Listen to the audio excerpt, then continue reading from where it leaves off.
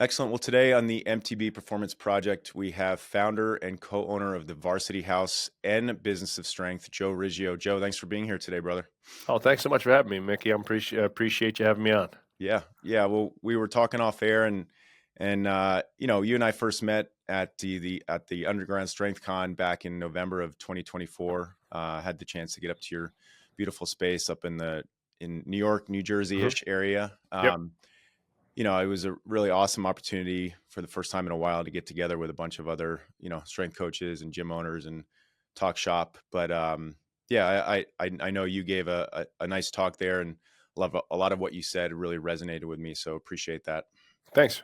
Yeah. I mean, obviously, I've kind of come full circle, in my career as a high level performance coach, strength and conditioning coach. Kind of started off a similar journey as a lot of people wanting to be the best coach in the world type of mentality, where I'm going to be the next Charles Poliquin, Louis Simmons, whatever it was. And then, and I'm not saying that isn't still a goal of ours to be the best that we can be. But at some point, the business grew a lot and required a lot more attention. And then at some point, we just had to make a decision was to who was the best person at that point in time to kind of start offloading a little bit to work a little bit more on the business. And at first, that was me, and then it kind of became my partner, and then so forth and so forth. And now we're still heavily involved in the performance side of the training aspect. And obviously, I'm still very anal about the product that we put on the floor and the development of our coaches. I'm just not doing the day-to-day coaching anymore, but I still coach the shit out of my coaches, and I'm still very involved in making sure that, what goes on the gym floor every day is still an A+ representation of what we had envisioned when we started this thing, almost 20 years ago now. Yeah, yeah. Well, that's being there and seeing your space and interacting with your team. That's very apparent that you are that way. So kudos to you. And as a fellow gym owner, I know the effort and time that takes into that. So, um, so you mentioned, you started Varsity House like 20 years ago. Hmm. Um, Similar to my experience, like I was very heavily involved, just like you said, like I started as a strength coach and kind of ignorant to all the other evolution and growth that had to take place to grow a thriving, business with longevity and all that. But what were some of the, when you started your business, what were some of the early lessons you guys learned through that experience? Well, I mean, the number one thing that I tell everybody who comes to one of our business seminars is that you're here for a reason. And there's usually like, let's say there's 30 or 40 people in the room. There's like two or three people who are on the beginning of their journey, and then most of the people are there because there's a desperate moment. Yep. And so the number one advice to anybody who's a strength coach working for somebody else or working in collegiate pro military or whatever it might be and thinking about moving towards the private sector is become a business person first. Those skills are invaluable. Once you sign that lease or sign that mortgage or the piece of paper that you now have an LLC of your own, you are businessman, business owner first, coach second. So those are a separate set of skills. You could be the absolute greatest coach on planet Earth and be a terrible businessman when it comes to marketing, sales, operation. And really, as you know, as a gym owner, it's the human capital and the leadership of human capital that is the hardest part of the process. And where I see a lot of people fail because they don't know how to get good quality work and consistency out of other humans in a way that doesn't demean, you know, uh, put people down or seem like you're, a nasty, aggressive boss. Or there's the other side, you're just too hands off, and then the culture winds up degrading and things like that. So that's where those were one of the earliest lessons, and I learned that the hard way. Like I got really busy being a great coach, a decent guy who cared a lot about kids and his clients, and, let's call it the first 50 clients was all, blood, sweat, and tears of just working my butt off and going to camps and clinics in the community. I only trained athletes at the time, so it was all kids. Yeah. And I trained one adult, this guy Lance, who I still train. And so I did get busy. And then all of a sudden, I was busy. And I had no time to do anything else, because I was doing 40, 50 sessions a week. And so I had no idea how to really manage money. I had no idea how to develop an employee. I knew I had some idea of running like an internship program because I had been in academia for a while. So I had like some basic structure there. But when Dan and I made the switch over to partnership together and moved to a bigger location in 2009 after being on my own for 3 years, we really struggled because now I have employees. Now I have a real overhead. Now I have financial acuity and money management that has to go. Now you start to get to that first 100 clients, and most people have no idea that attrition is a real thing in the gym business. And it's not Yeah. because you suck as a coach or you got a shitty business. It's just because people suck, right? And no, Yeah. and they don't want to Yeah. work out, right? Kids go through cycles. They're spring and fall athletes, so they don't train in the spring or the fall. Or you're a busy mom or dad who hasn't seen the inside of a gym in 20 years, and you're not that committed to training. So you're in, you're out, you're hot, you're cold, right? And you just, life happens and gets in the way. Knowing that, and knowing that right now, currently in 2025, that the average rate of attrition in universally in America is hovering a little bit over 6%. That means for every 100 clients you have, you're going to lose about 6 clients a month. Well, that starts to add up to real numbers if you go 3 or 4 months without converting a client. So, and that just became like a real wide awakening for us because we were busy, busy, busy. Our athletes would leave to go to college and go play ball, right? Which most of them were football players. So we'd be August, I'd be waving out the window like, "Hey, bye everybody! Oh, good luck! You guys are gonna kill it! You're awesome!" Blah, blah, blah. And then me and Dan like, "Shit, what do we do now? Like, what are we gonna do for the next 3 months?" Because by November we were on fumes, like basically like nearly going out of business. So that just that started the spark of like, hey, I gotta figure this other skill out, right? I think I had a pretty good skill on the training side, but this business thing, nobody in my family is a successful business person, entrepreneur. They're all blue collar workers. My stepfather was a cop. My mom worked in a school system. My dad was an entrepreneur, but he passed away when I was a kid, so I really didn't get to learn a lot from him. And that's really it. So you are the habits that kind of grow up around you. Dan had a little bit more exposure, but again, you just get busy, getting busy, and that happened to us 2 summers in a row. The '09 and '10, we were almost out of business by November both years. And in the second year, '10, when I tell you we were crazy busy, we were the go-to gym in the north corner of New Jersey where we're located here. At the time, we were about a mile down the road in New Jersey. And we had about 150 athletes training with us. For all intents and purposes, Dan and I were like, "We're killing it, dude. We're gonna make this. We're rolling in money from December to July, right? And spending it and doing dumb shit and not really having enough money management, and banking money.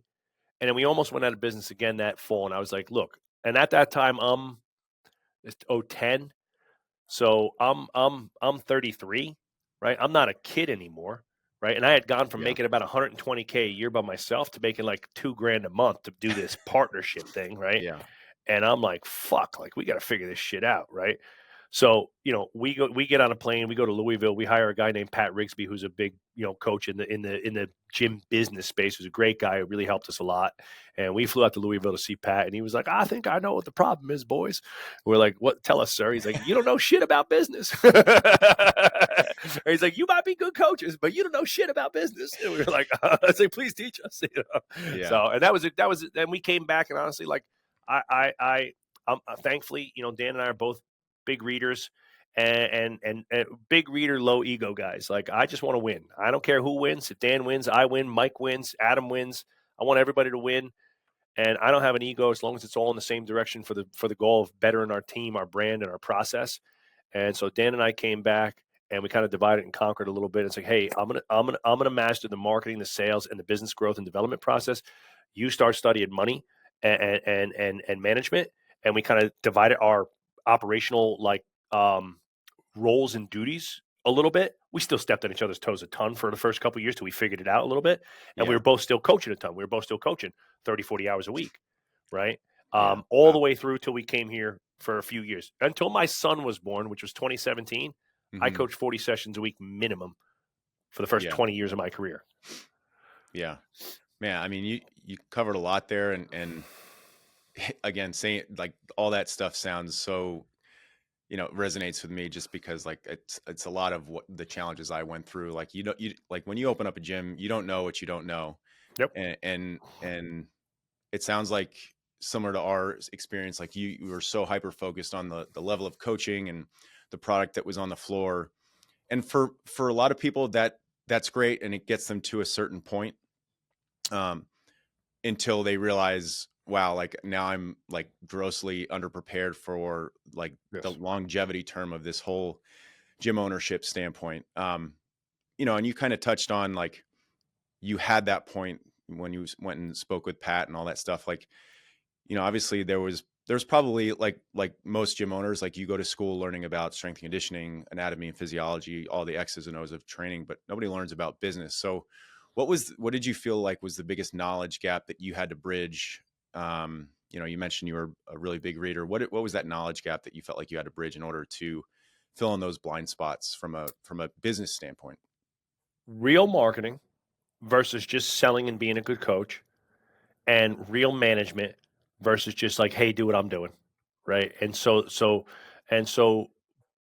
you know, I could go down a 2-hour rabbit hole on each one of those, but real marketing is a systematic approach to conveying your message and core offerings and the problems that you can solve for your clientele in a very concise and consistent manner with multiple methodologies. So, whether it's email, joint ventures, digital ads, social media, paid ads, things like that, right? Whatever it might be, there's a combination of things that we use all those tools now, right? But the first step in that process is getting super clear and granular on the verbiage of your brand and who you help, how you help, what services you offer them to help, and how those services fit into their lives. So whether it's kids or adults, it really doesn't matter. Just taking a long deep dive into the backbone of your marketing, which are the words behind your brand. Once we sat down and we call that a brand script, I got that. Anybody could get that from Donald Miller, Story Brand. Some of my number one books are Story Brand and Business Made Simple. Donald Miller's got some great free resources on his website. I recommend anybody start there. It doesn't matter what type of business you have; they're universally good processes. And to build out a brand script that really hones in on paper the words that you're going to use to attract clientele. Then from there, it's just picking a variety of streams that you're going to get really good at. And for us, Dan and I, again, we were readers. Reading and writing are almost the same exact thing, just different opposite ends of the spectrum. So a natural progression for us as people who like to read was like, hey, let me just extrapolate some of my knowledge that I like to read and or have in my head onto paper. So we started a newsletter. That newsletter went from a monthly newsletter to a weekly email to 3 Mhm. emails a week to now it could be, now I bombard people. It Yeah. could be 10 emails a week if it's a sales campaign, right? But master a few methodologies, and as you progress and get real marketing, then you start to get granular on your conversion rates and your return on marketing investment and so forth, and knowing exactly how many leads you need to get in order to get X conversions and what they convert to, knowing how many people, like out of the people convert, what products they convert to, how many of them refer, how many of them upgrade, right? And getting clear on the data behind your marketing took years to master. So again, anybody listening to this, if you're just starting off, get your words down pat. Pick 1 or 2 avenues that you're going to master and use, right? Like my friend Joe, well, I got another Joe who owns a gym, shocker, right? Another Joe from Jersey who owns a gym. He's the master of joint ventures. We've never been great at them. We're okay at them, but he's the master. 20, 30, 40, 50. He got 90 clients one time from one joint venture. He's got a way about that's his main it's email marketing and joint ventures. For me, it's email marketing and digital ads creative, right? We crush it on digital ads. I'm on those all the time. I'm helping to tweak. I have an ads management team that helps me now. And we smash it with the emails. Emails still to this day are by far our biggest sales tactic and sell the most business here in Varsity House. And then the other side that we talked about was management. Management gets tossed around like it's like, I don't know, this enigma, like it's just this thing that anybody could pick up. And it is a learned skill. And management starts the number one key in being a great manager or leader is having clear goals. I just came from. You might have seen on my social media. I was down at Sorinex this past weekend at their Winter Strong event. Right, a little plug to those guys. They're amazing and they're great people, and I love it. And I'm a big archer and bow hunter, which I like to do. And I use an archery kind of analogy. Right, if you don't know where the target is, you can't hit shit.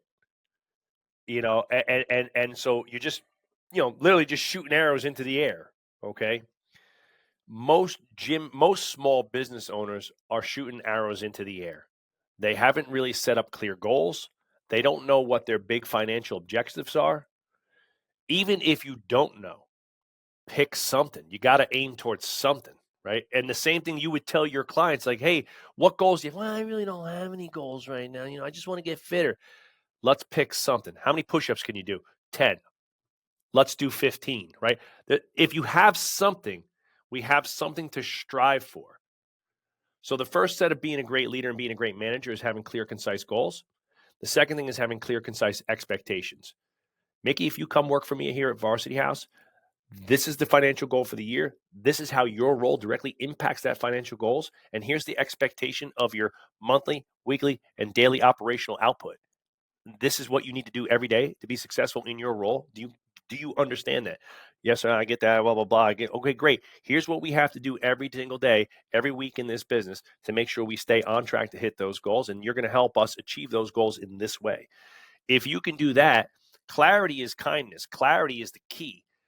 People become shitty employees because they get trapped in their own head and ideas and they don't know what to work on or how to be useful in a company. So they just start doing shit.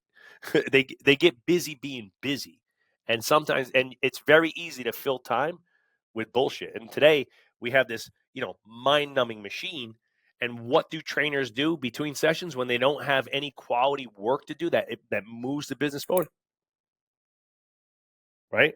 You see it all the time in gyms, right, Mickey? If you have like, let's say a client, a coach has a 6 a.m., a 7 a.m., nothing at 8, a 9 a.m., right? Well, at 8 a.m., they could be sending out reach outs, thank you notes, and like great job notes to the clients that came at 6 and 7. Hey, Mick, great job this morning. I saw you hit 15 push ups for the first time. Great work. Hey, I saw it was your third workout already this week. Great job achieving that. Those things matter a ton to a client who's sensitive to fitness. Me and you think it's easy. Like, what do you mean you don't work out 3 times a week? Like, that's bullshit, right?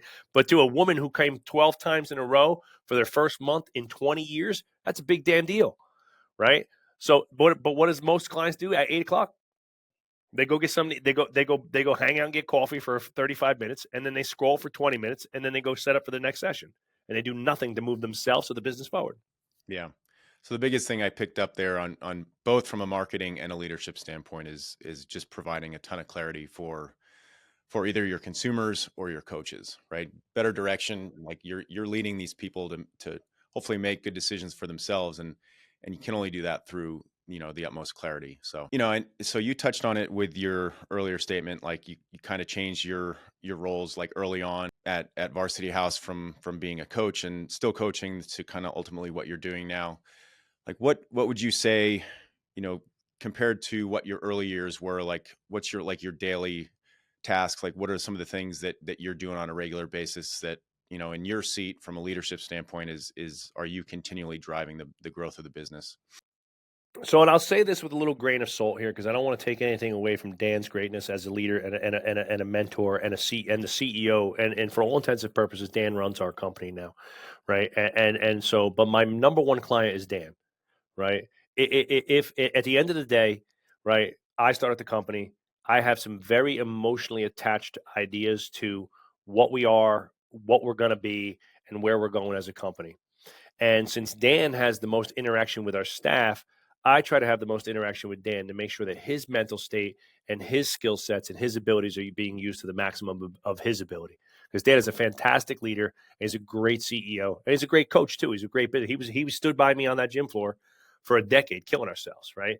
So my number one thing is to make sure that I can support Dan as much as humanly possible in the leadership role, and that I'm providing vision, clarity, talking each other off the ledge a lot, right? Yep.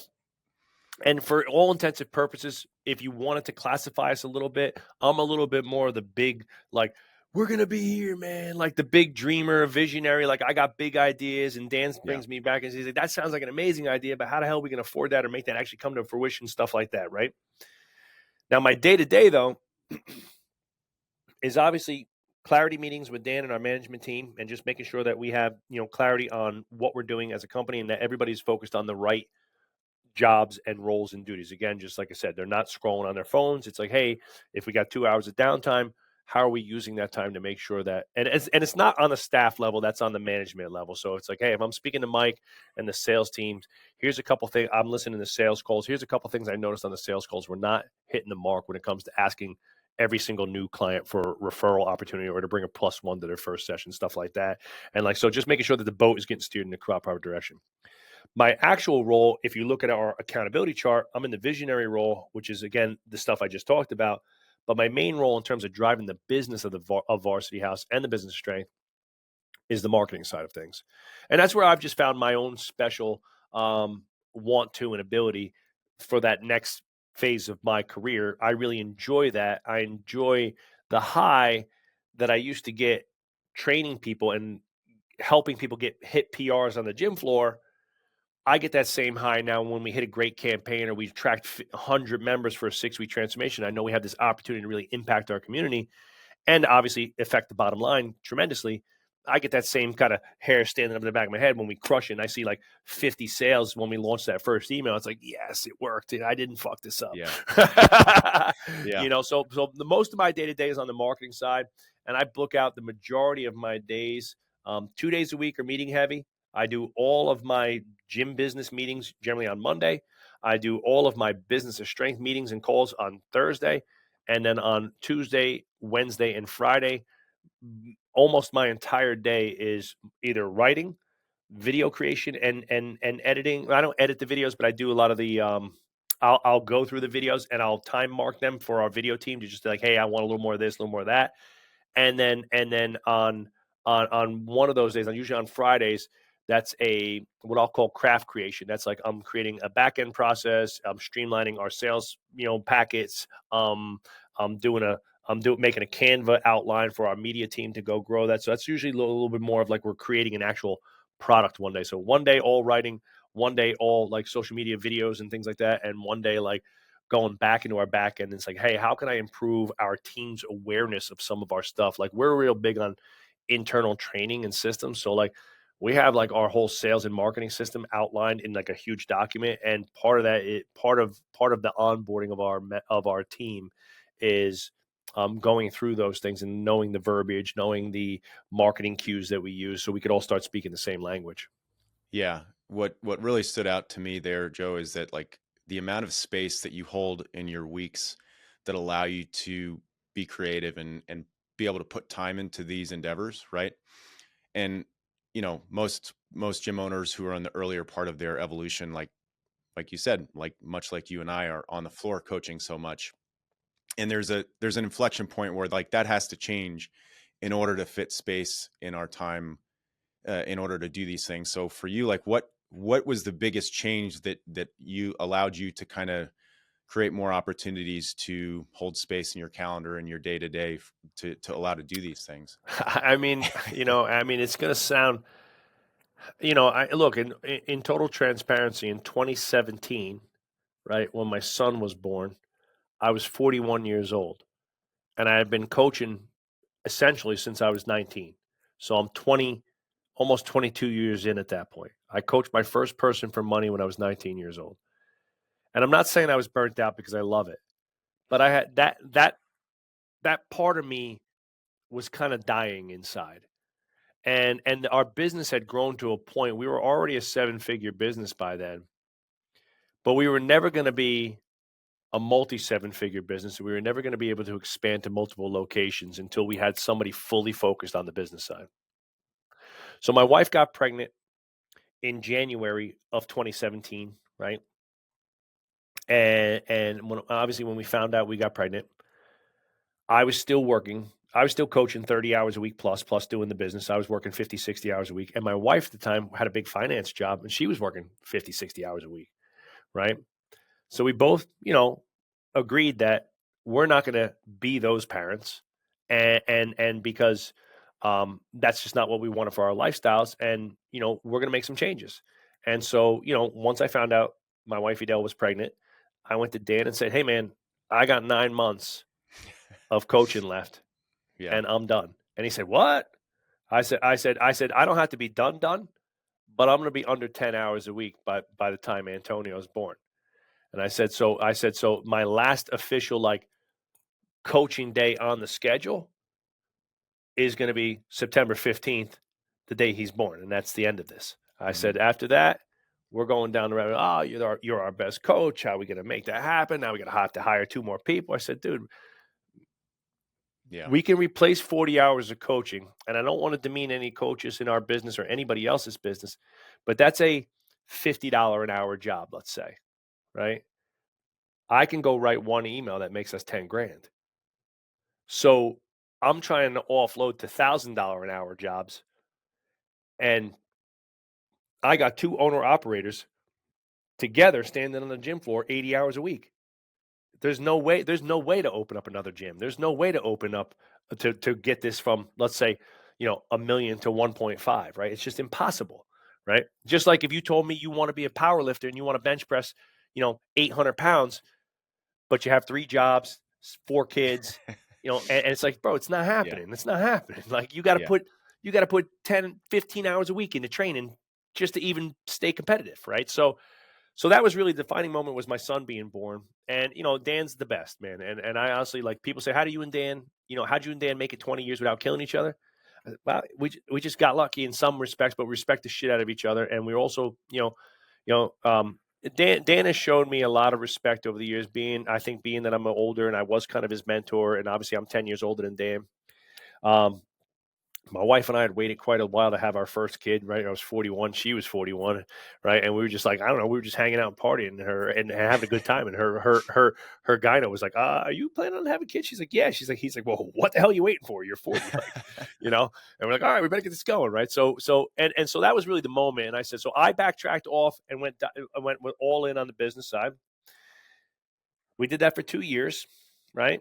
And in 2019, we kind of started. I started really excelling in the marketing, and we really saw an opportunity. It was like, dude, this is like your special powers. You really light up about this stuff. You love this stuff, and you're really good at it. And I really don't want to do that. Dan was helping a lot there too. I think, and Dan, we did a test. We did oh, I'm having a brain fart right now. It's a cognitive work style test called a. It's going to come to me in a second, right? It basically it's about 100 questions. You take this test, and it prints you out a graph of like your best attributes and abilities, right? And and I scored off the charts on creativity, quick start, and I scored in the bottom in follow through, right? Like I have all the ideas in the world, but Mick, can you get that done for me? Like I really don't want to do that all day, right? Um and and Dan scored off the charts on follow through, and a little bit lower. He's still very creative, but a little bit lower on that. So we just decided that was like, let's give it a go. We've been doing this for 15 years. Dan, he had a real pat. He's like, I really think I could lead this team. I could do it. I have better understanding of the numbers and the finances. Technically, the CEO's role on an organizational chart is to own the P&L and own the money, right? So, and I kind of hated that. I really wasn't. That really wasn't something I really enjoyed doing. Yeah. So, I just checked it. I just managed a checkbook basically, right? Yeah. So we switched roles. I moved visionary marketing. Dan moved to CEO. We exploded. 2020 comes. Dan's wife is pregnant, right?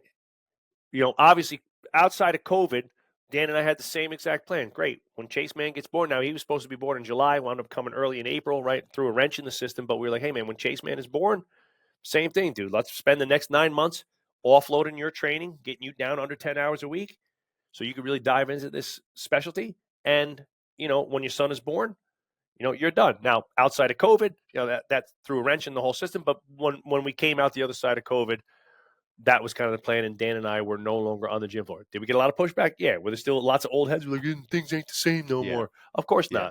not. I'm 41 years old. I've been coaching for 20 years. Am I allowed to grow and progress as a human? Yeah. Absolutely. And I would probably venture to say that, like, at those points, those inflection points, is when you also started to see the business take off in a lot of ways. Like, Exploded. and because I mean, same on my side. I would say about 3 to 5 years ago is when I started to transition away from coaching on the floor a ton. And right around that time, like, we had seen growth every year, and then we were just kind of stagnant right after COVID. And it was like I just couldn't figure out what was going on. And I was like, I just gradually pulled myself away from the coaching role. I still coach because I enjoy it. I don't know when the time will come if I ever fully pull myself out of it. But it was one of those things where, like, it was very clear that I was the roadblock in order to continue to see growth, because I had to focus on more the business side. into, to hit those next stages. And also in a lot of ways get out of the way from our team from, moving into better roles and more opportunity and all that stuff. So That was a big one for me too, because again, at that first stage, when you start to transition out, you do tend to kind of like meddle a little bit and jump back in and keep poking my fingers in. And it's yeah, still hard for me some days to like look down, in my office here, I can kind of peer out into the gym and, I'll hear some clanging and banging going on down there. I get all excited, right? And I want to like go run down the stairs and see what's happening. Or I'll look out there and maybe I'll see one of our younger coaches who's only been here for like a few months or a year. And I'm like, damn, like, I could go down there and coach circles around this guy, and I don't mean it in a bad way, but it's like that intrinsic, like, am I doing? At first you have a lot of head trash. I don't care anymore, but like at first it was like, am I doing my business a disservice by being, this highly decorated coach with 20 years of experience and not being on the floor? And it was like it kept like, and you probably know too, like when I first started, like when I was no longer training and I was no longer tied to the training schedule, I basically had a 9 to 5 at that point. Or what I like to say, I have a 8 to 4. Like I usually come in around 8 and leave by 4. Right. If you got kids, I try to leave. Most people try to leave a little early. So now I'm basically in at 8, not too early, leaving at 4, not too late. Right. Doing more very high level mission critical work that's driving the business. But I'm bouncing out the door at 4 o'clock, and like my OG trainers who are like, there goes Joe again. And I would like sneak out the back door sometimes, like like if they don't see me, I don't have the guilt. Like I felt guilty as shit leaving, yeah, knowing that I was leaving some of my coaches there to work till 8:30 at night. And it was like, yeah. oh, run out the door. I was like, Dan, I have another window over here. I was like, dude, I gotta put like a fireman pole out the window and just out I go to the parking lot, Yeah, it's funny you say that because like for so long, like as a coach, like you think your worth is driven by like just, you're grinding on the floor and putting the time in. And, I from early years, it was, and still to this day, like I'm very much a leadership role of like, I'm going to show you, not tell you. And that was a tough one also for me, still to this day. Like if I leave early and head home early, like it sometimes I feel guilty, but it's getting easier in that sense because, just like you said, like I look at it, um, in those early years, I was serving the athlete in front of me and the client in front of me. And that used to light me up and I found purpose in that. But now it's almost, I switch my framework. It's more, I'm serving my team. Right. And I, you know, where once it was providing opportunities for my athletes and clients, now it's how can I better serve my coaches and give them opportunities so in turn they can serve the athletes. So, it's maybe just a shift in perspective. Yeah, I mean, I'm still coaching every day. I'm just coaching differently, right? Yep. I'm still influencing the process. But like, again, once you make a decision to own a business and run a business, you got to run the business, right? You got to Yeah. run the business, right? Again, like we said, Business Made Simple. E-Myth is another great book that people should probably read, right? Um, and those are my Business Made Simple is probably my go-to for everybody. We make all of our staffers read that when they come in, just so they have a basic understanding of how a small business runs. It's very simple and easy to digest. Um, and the analogy there is like, like every one of your clients should probably read like a really basic like nutrition book, but most people don't, right? And if everybody on planet Earth read one nutrition book, the whole Earth would be immeasurably healthier, right? So if every gym owner read one book on business, the whole world of fitness would be immeasurably better, right? And so start there. But like, as cliche as it sounds, when you look at like the great lineage of like sport coaches, we use like sports as an analogy, right? Um, you know, the the Hall of Fame legends, the Bill Parcells, the Bill Belichick's, right? The those types of guys, right? Um, they have a lineage or a tree that branches out to 50, 100 other coaches that have become head coaches, administrators, defensive coordinators, offensive coordinators in a variety of fashions in all different ways. I mean, Bill Belichick has had, I want to say, 14 or 15 of his staffers become head coaches, right? Bill Parcells, same thing, right? So good leaders create other really good leaders. And Absolutely. my goal is to be the shittiest employee in my gym. And honestly, because I try to give as much as I can to everybody else, and I try Yeah. to leave nothing for myself, right? And it's like, look, if I, and that was always my mentality. And you know, Dan talks about it a lot. Has talked about it on our podcast and in our workshops. It's like, man, the one thing I got from Joe was that if you give, you're going to get 10 times back. And Joe spent every single day with me and Mike on the gym floor for 2 or 3 hours a day, teaching us everything he could think about for training, whether it was breaking down anatomy and physiology, teaching us the West Side Conjugate system, teaching us, how to cue and coach, and how we could all get on the same page. I spent literally 10 to 15 hours a day, because at that time we only trained athletes, so we were just like literally twiddling around with our fingers up our butts most of the day. We would come in at 10, eat, work out some more, plan for the day, and then get to training around like 2:30, 3 o'clock. Right? It was just like hanging out in the gym. It was like a total hangout. Right? And but I made a point for hey guys, let's get in at 10, let's train at 10, and then at 12, when we're done training, it's lesson time with Coach Joe. It's Uncle Joe's teaching fitness, right? And we've taken that kind of ideology to our internship program, to our onboarding process, and I think each perspective, like department leader, like you met Big Mike, our GM here at our headquarters, and our head of sales for the company. Mike takes exceptional pride in taking the other young sales reps under his wings and showing them how to sell fitness from a perspective of being a great coach and trying to help people, not a sleazy salesman. Because I think a lot of coaches are like, well, I don't want to be a salesman. It's like, dude, if you can't sell, you're going to go out of business. So you could either learn how to sell in a way that makes you comfortable and makes you feel like you're just trying to help people. And Mike has taken a ton of pride in documenting our system, teaching the system, running. I mean, yesterday he was in there with every employee in the gym. We had our town hall yesterday, and he had the entire staff doing a 90-minute sales workshop, going through the CRM. This is what we're doing. This is some of the things. I mean, you can hear he was playing the audio of the sales calls. Like, you hear what I'm saying to them. You hear how I'm pausing, and I repeat what I'm saying, and using mirroring and inflection. I mean, there's technical sides to sales that can be learned. And I think it's just a matter of creating a culture where education and passing down knowledge is just part of what we are and who we are and what we do. Yeah. Yeah. I think that culture of growth mindset and always trying to be better is so important, when it comes to hiring the right people, right? You can teach people the skills that they need to excel in your business and through the culture and the core values. But if you don't have somebody who is of the mindset that, hey, yeah, I want to try to get better every single day, it's really tough to apply a lot of these things to those individuals. So love it. Yeah, I mean, look, everybody needs. So we have a business coach, right? I have several, right? I have an overall gym business coach. I'm in a bunch of different, like, non-fitness specific mentorship groups and stuff like Mhm. that.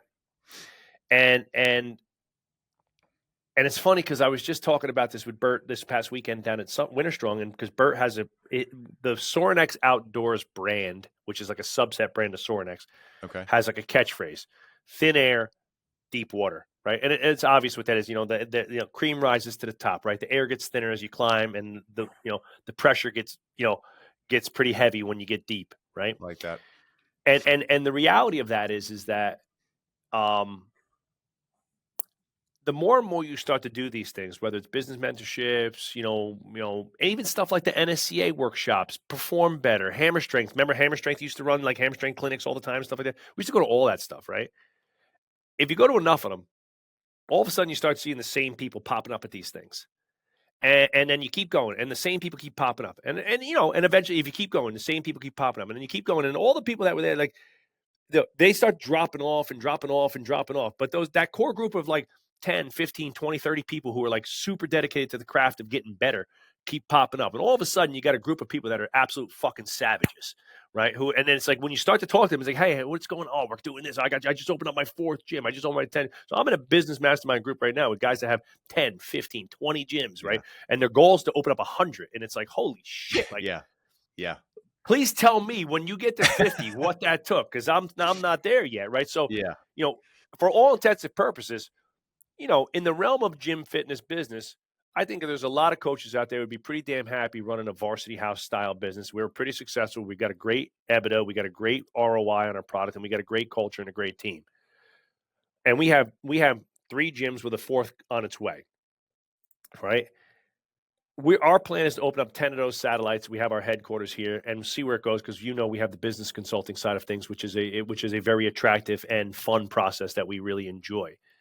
But to get to 50, 100 gyms, that mindset is what I want to be around, because in order for Varsity House to go from a $3 million a year business to a $5 million a year business, I got to be in a room with businesses that are doing 10, 15, 20 million. I can't be in a room with people doing 500K. They're not teaching me nothing.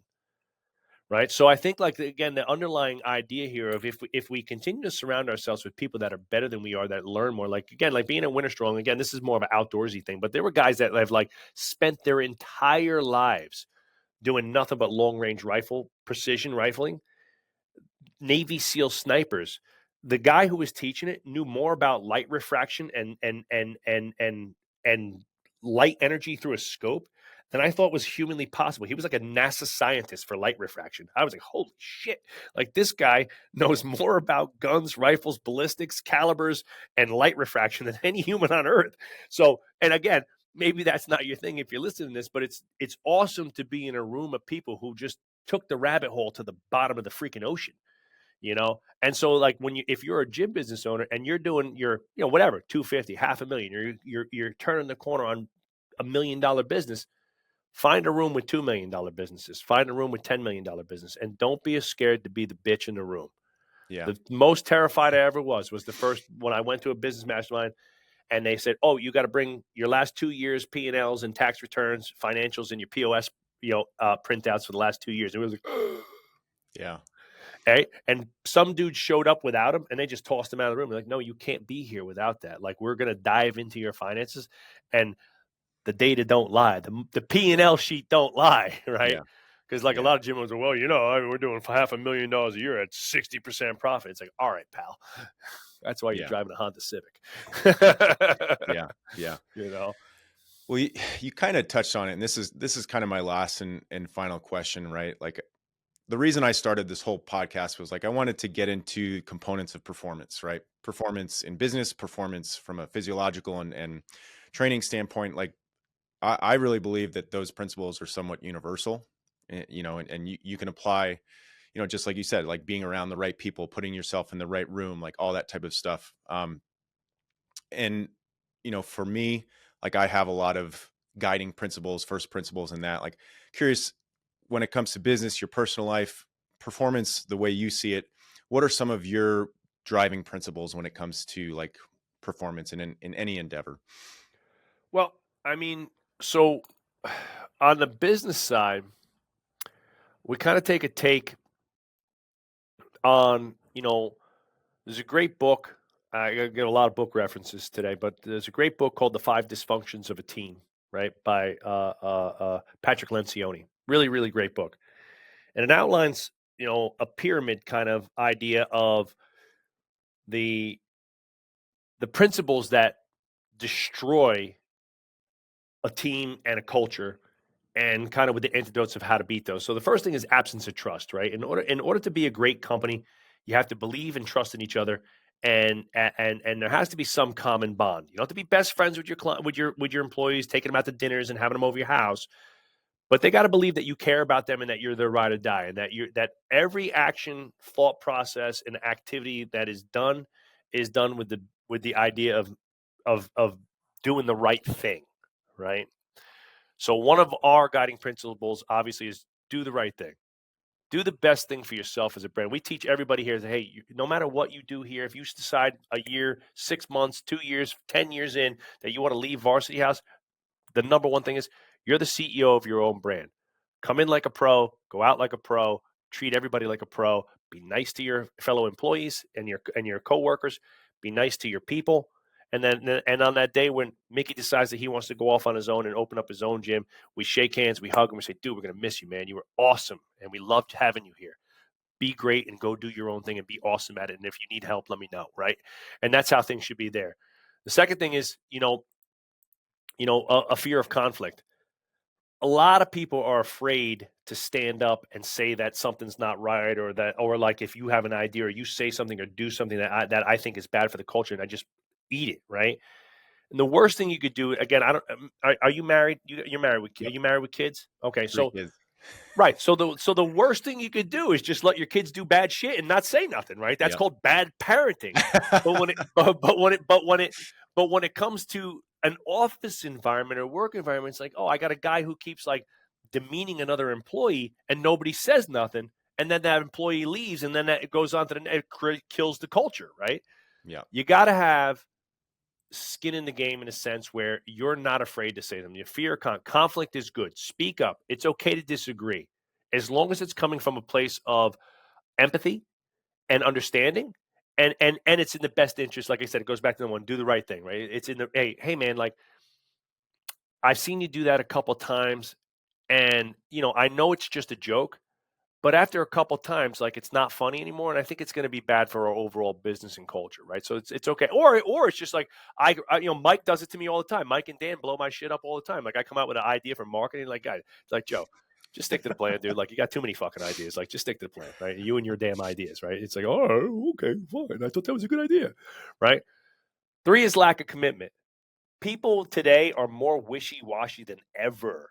Like, they just like, man, I'm trying to find my passion and shit, right? It's like, all right, brother. Well, you know what your passion is? It's getting really good at something and just making that your thing. So, like, Yep. I didn't know. I always loved training and I always wanted to be an entrepreneur, but I didn't know that I was going to be 20, almost 30 years into the gym game, right?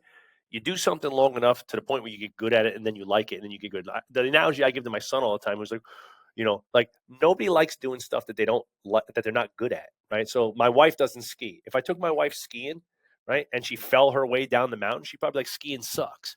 All right. So we started Antonio off skiing young. I love skiing, daddy. Okay, great, because he's little, he's good at it, and he didn't know no better. But if you start skiing at 40 and you bust your ass up, yeah, skiing's dumb. you know? So commit to something. You got to commit. If you're here and you decide to be an employee at Varsity House, right?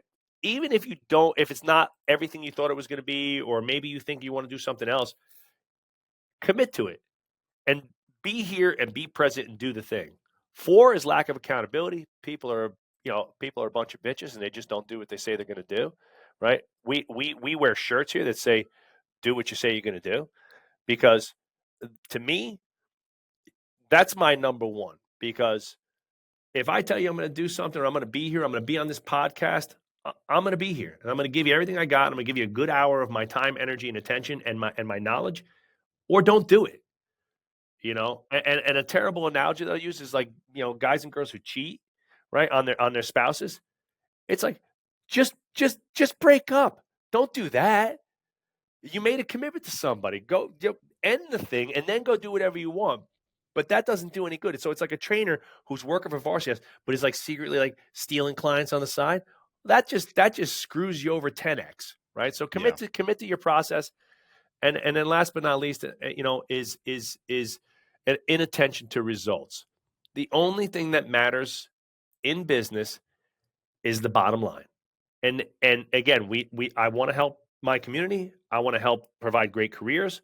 I want to do great work and transform people's lives. I love the look on a little kid's face the first time he starts to see some muscles popping. I see him flexing in the mirror. The same way I like to see that mom who hasn't seen the inside of a gym in 20 years, and I catch her checking out her ass in the mirror here at the gym, and she's all excited about herself, right? Because she's finally feeling herself for the first time in 25 years. That's fucking awesome. But in order to have a good business that has longevity and scale and growth that provides great careers, we got to make some damn money. And the results have to come on the P&L. And every single person in your organization needs to know how their role impacts the P&L, right? And that everything matters. You heard me talk about it in my talk. The marketing and sales process starts when you pull in the parking lot. Before you get out of your car, if you ain't having a good day, you figure out how to get your shit in the right headspace, and give yourself a pep talk, and you smile, and you get out of that car smiling, and you walk in the front door smiling and high fiving, or don't come in the door. And that's my take, and those are my principles. And we, so much so that we actually have those framed and put up in all of our management offices and stuff like that. You could see them over here on the back. These are our financial and like personal objectives. We made these up for everybody.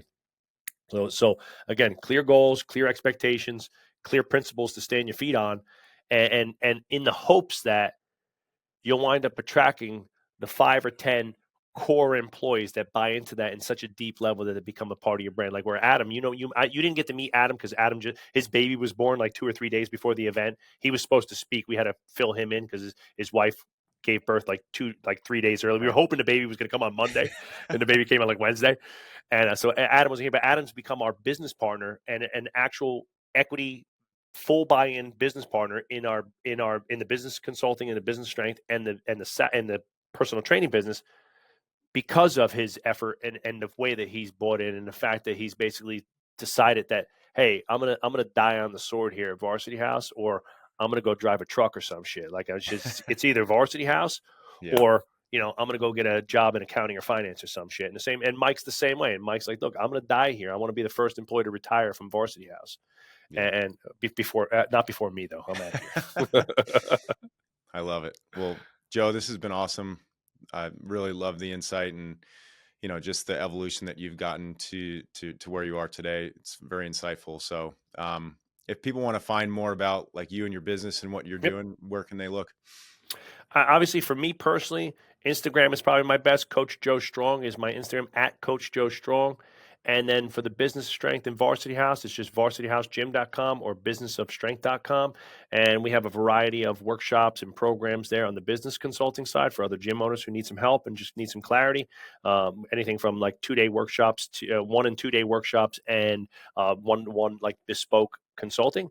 And then on the gym side, if you just want to come by, we have an open door. We run workshops. We run town halls and coaches meetings here on Wednesdays, pretty much every Wednesday. If you're a local and you want to just come in for a day and sit in on a workshop or sit in on a town hall and kind of see how we run the business side of things, just shoot me a DM on Instagram. Let me know you want to roll by, and we're always happy to have guests here. It's something that, again, if we can pass it down and help the industry grow as a whole, it makes it better for everybody, because the more we can position ourselves as high level professionals Yeah, instead of just charlatans and like sleazy gym trainers and stuff like that, the more money we're all going to make, the more impact we're all going to have, and the more freedom we're all going to have. absolutely. Pay it forward. I love it. I love it. Well, Joe, thank you. Appreciate your time, brother. Thanks, Mickey. I appreciate you having me on, man. Best of luck to you. Talk Yeah, to you soon. likewise. See you, bud.